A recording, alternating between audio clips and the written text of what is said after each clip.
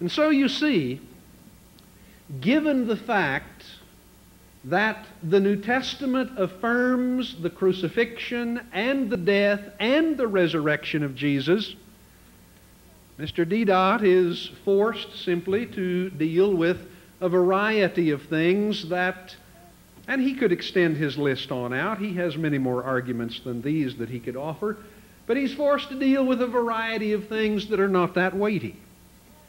For example, he wants to talk about a spiritualized body and says, who said so? Paul? Poor exegesis, Mr. Deedat. To equate spiritual with spirit or spiritualized is not to respect the context of the New Testament and the possibility of a variety of meanings for the word. For example, in Galatians 6:1, the Apostle Paul says, "And let those of you who are spiritual restore such a one." Is he saying, let those of you who have spiritualized bodies? No. But Mr. Deedat would have you understand that the word spiritual in 1 Corinthians 15 always must mean one and the same thing, namely spirit or spiritized. That's just bad exegesis. That's not respecting the context of the New Testament and the variation in the possibility of the uses of words. He tells us, for example, that when Jesus was betrayed, everyone fled, and so we have no eyewitnesses to his crucifixion. How do you know that? That is an assumption. The New Testament does not say, having fled, they stayed away. You have to assume that, and that is an assumption you make because it is one that somehow supports the position that you want to take. He wants to say about Jesus and Jonah. Was Jonah alive in the belly of the whale? Yes. And so was Jesus alive? He wants to talk about threes and so on. I'll tell you the answer to the sign, Mr. Deedat. It is that Jonah was entombed. It happened to be in a fish. And Jesus was entombed. It happened to be in the earth. The issue is not three. The issue is not dead or alive. The issue is entombment. I'm surprised to hear you admit, I think you admitted, that Jesus was in the tomb alive for 3 days. That's not standard Muslim doctrine. Standard Muslim doctrine is that Jesus' similitude or image somehow was imparted to someone standing nearby, and Jesus got away scot-free, and someone else was on the cross. Well, that is a Muslim interpretation, is it not, my friend? If you would look among your scholars, if you would look at the range of opinions and interpretations in Islamic theology, this is at least one perspective. Now, what's not being said to many of you people tonight, you Americans, is this: that Islam has a great divergency of perspectives on a variety of issues. But you're not going to hear that tonight. You're not going to learn that. What is said to you tonight by one man is in effect reported as that which all Muslims believe about a certain thing.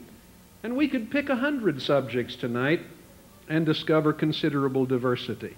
Jesus was in the tomb 3 days alive. I'm astonished. What does 3 days equal, he asks.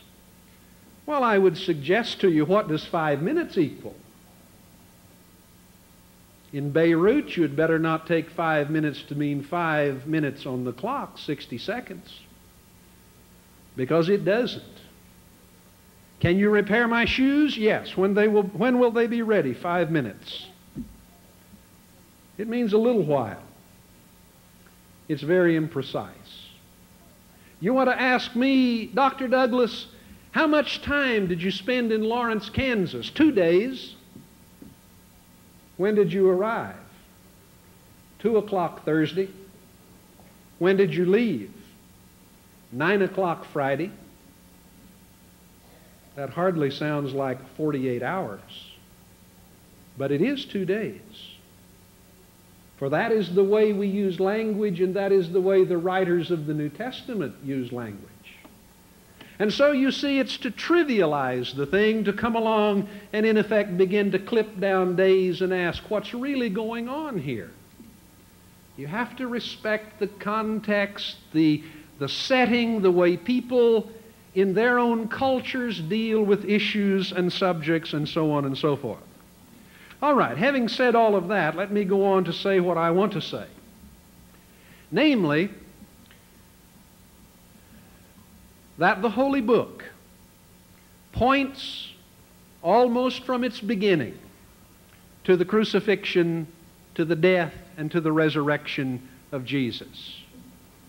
I cannot develop these in detail for you, and so I run the risk of appearing foolish in the process, but I invite you to look at them nonetheless. In the Holy Book, Genesis 22, we are told of Abraham offering his son. Muslims believe it was Ishmael. The book of Genesis says it was Isaac. That's another question altogether. But in the course of this, Isaac the son, as this text says, asked, where is the lamb for the burnt offering? Abraham says, God will provide the lamb, my son. Abraham ties his son and prepares to slit his throat.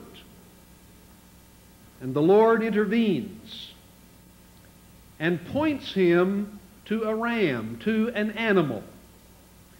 And the Lord said, because you have done this and have not withheld your son, your only son, I will bless you.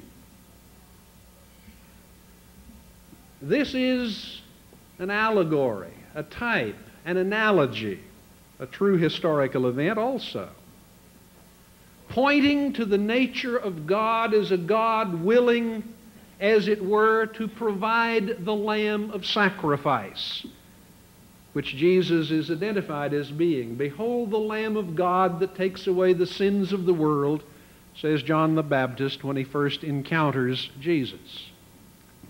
Similar things turn up at the Passover in the book of Exodus, in the 12th chapter. There the people are called upon to take a lamb for the family. This lamb is to be without defect. It must be slaughtered.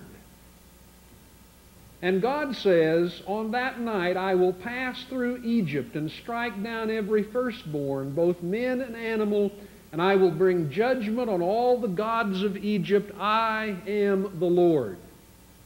The blood will be for you a sign on the houses where you are, and when I see the blood, I will pass over you.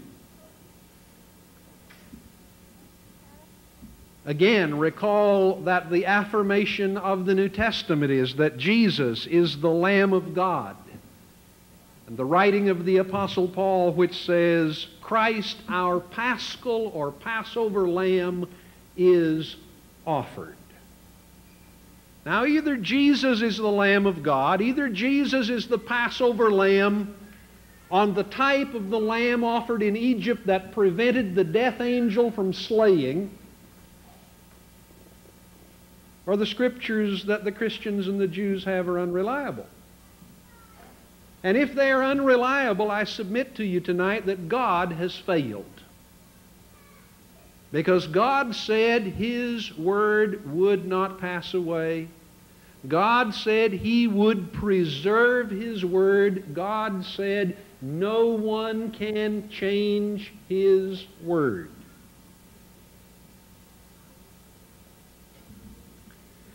In the Day of Atonement, as described in Leviticus 16, again, an analogy drawn out of the history of the Jews.